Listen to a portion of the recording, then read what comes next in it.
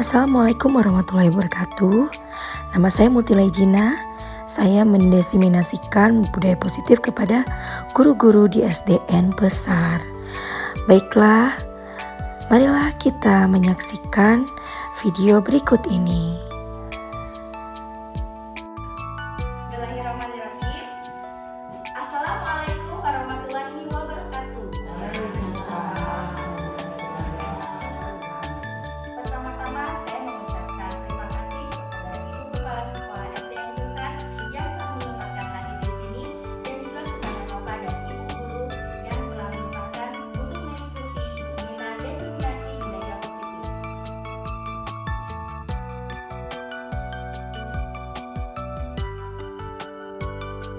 Mengapa kita harus mempelajari budaya positif di sekolah?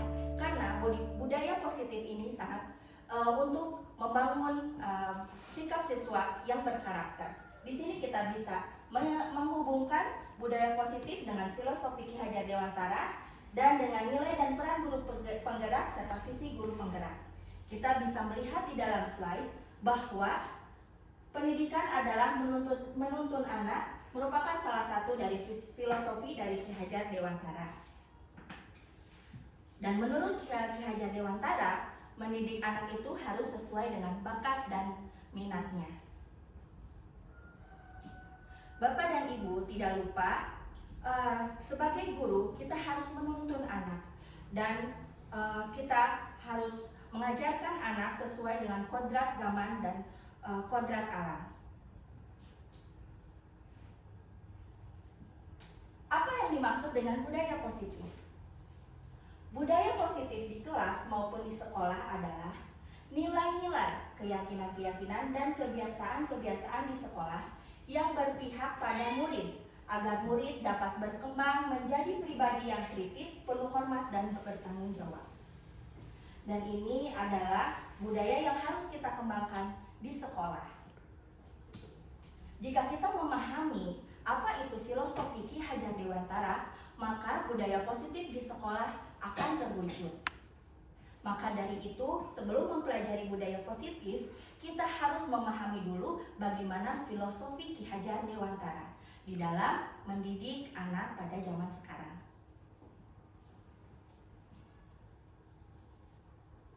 Salah satu hal untuk mewujudkan budaya positif yaitu dengan mewujudkan keyakinan kelas. Bapak dan Ibu pasti tahu, pada zaman dahulu kita mengenal dengan adanya istilah peraturan. Akan tetapi, peraturan pada zaman sekarang itu menurut para ahli biasanya dilanggar oleh para murid. Maka dari itu, sebaiknya mulai dari sekarang, Bapak dan Ibu guru membuat keyakinan kelas. Perbedaan peraturan dan keyakinan kelas adalah jika peraturan biasanya bersifat mengikat dan memaksa, dibuat oleh salah satu pihak dari sekolah untuk ditaati oleh murid. Akan tetapi keyakinan kelas ini adalah kesepakatan yang dibuat oleh siswa dan guru, sehingga nantinya siswa ini akan tergerak dan akan memiliki motivasi yang ada di dalam diri siswa tersebut, menjadi motivasi intrinsik. Seseorang akan tergerak dan bersemangat ketika memiliki keyakinan daripada hanya mengikuti serangkaian peraturan. Begitu.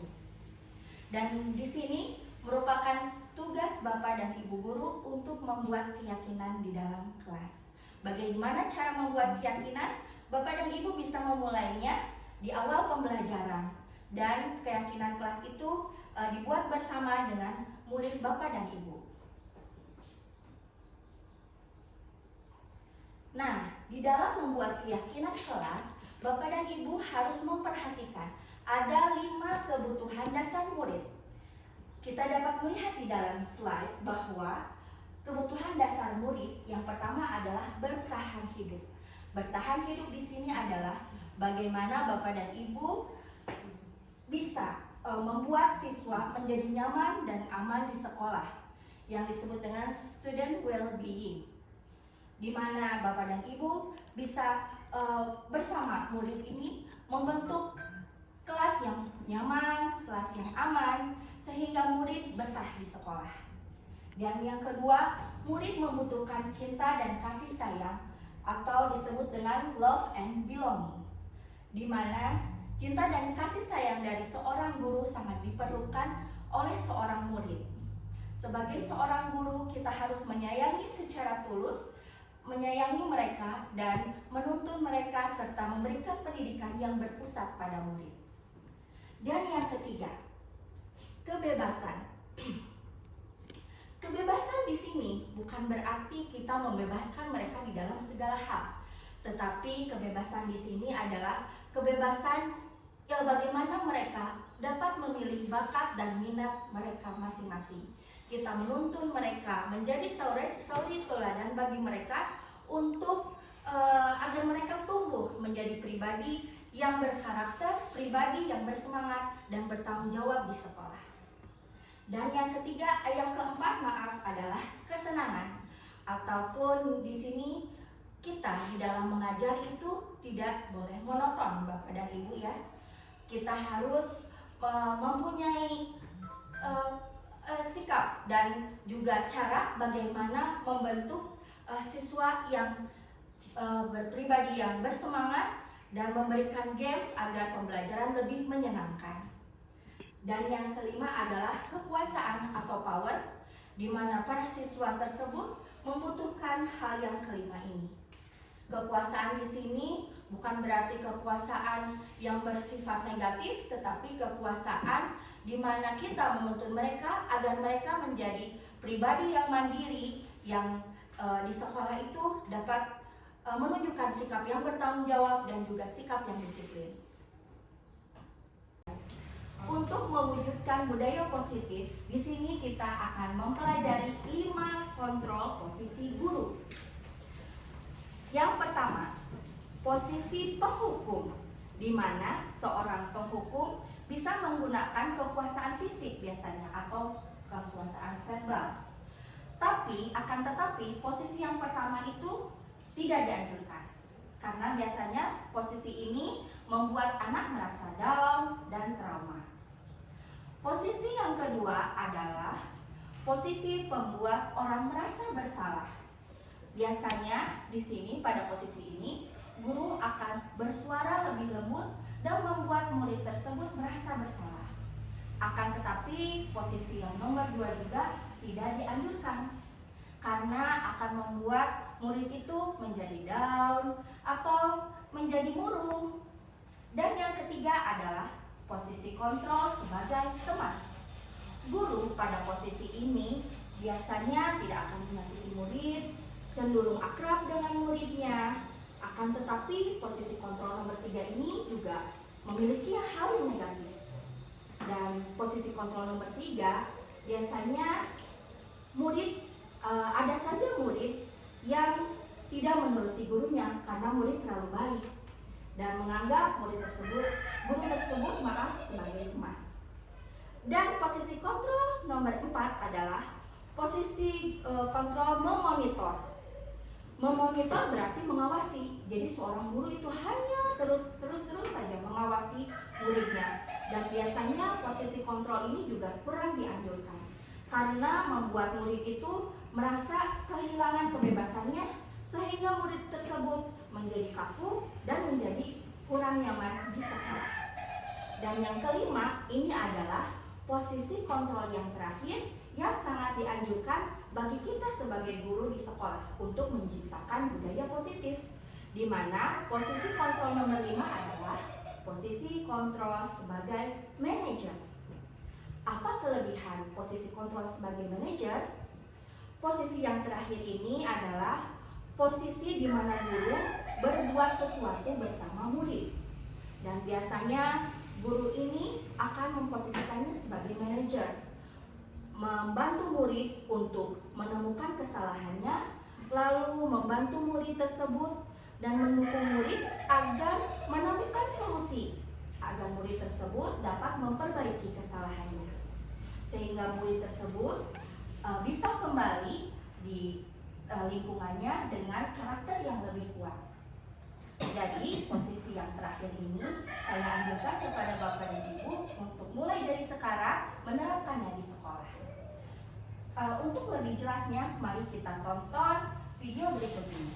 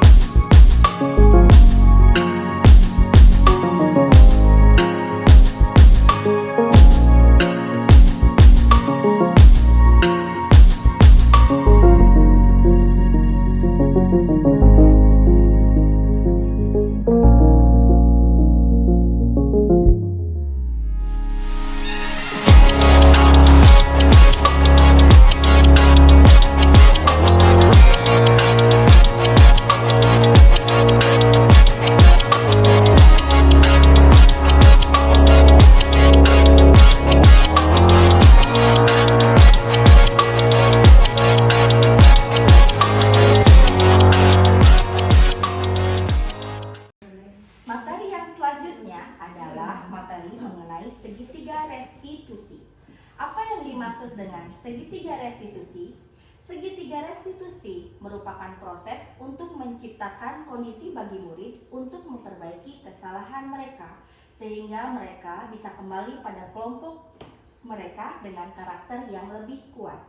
Dan segitiga restitusi ini sebaiknya dimiliki oleh seorang guru untuk menciptakan budaya positif di sekolah. Jika seorang murid memiliki masalah, sebaiknya kita menanyakan terlebih dahulu dengan menggunakan proses segitiga restitusi. Kita dapat melihat di sini prosesnya. Yang pertama adalah validasi tindakan yang salah. Kita sebagai seorang guru harus bisa menanyakan kepada anak mengapa dia melakukan kesalahan. Dan yang ketiga, menstabilkan identitas, di mana kita menanyakan kepada seorang murid mengapa dia melakukan kesalahan tersebut, alasannya apa, dan kita membantu murid tersebut untuk mengakui kesalahannya. Dan yang ketiga adalah menanyakan keyakinan mengapa murid tersebut dapat melakukan kesalahan, dan kita membantu mereka menemukan keyakinan agar mereka dapat menemukan solusi untuk memperbaiki permasalahannya. Dan di sini dampak dari proses segitiga restitusi, kita akan menemukan disiplin yang positif terhadap anak. Disiplin positif adalah proses pembelajaran. Yang kita tahu, disiplin ini biasanya dikaitkan dengan peraturan, dikaitkan dengan hukuman. Akan tetapi di dalam kurikulum Merdeka, disiplin positif itu adalah bagaimana seorang anak menemukan sikap yang positif di dalam diri mereka yang ditandai dengan adanya motivasi intrinsik.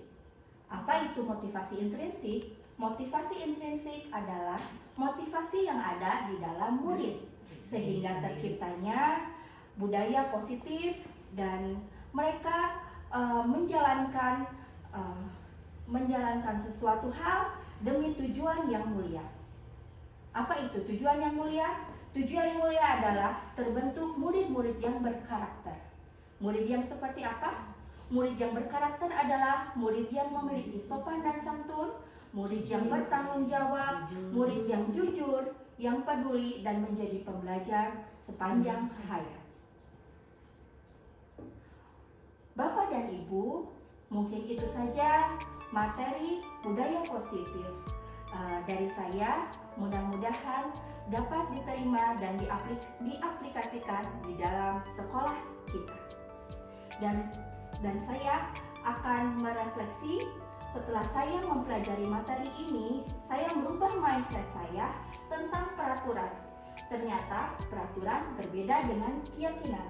Peraturan biasanya bersifat memaksa dan keyakinan bersifat sukarela dan disepakati bersama oleh kita dan murid. sehingga terbentuknya motivasi intrinsik atau motivasi yang ada di dalam diri dari murid kita tersebut. Terima kasih. Wassalamualaikum warahmatullahi wabarakatuh.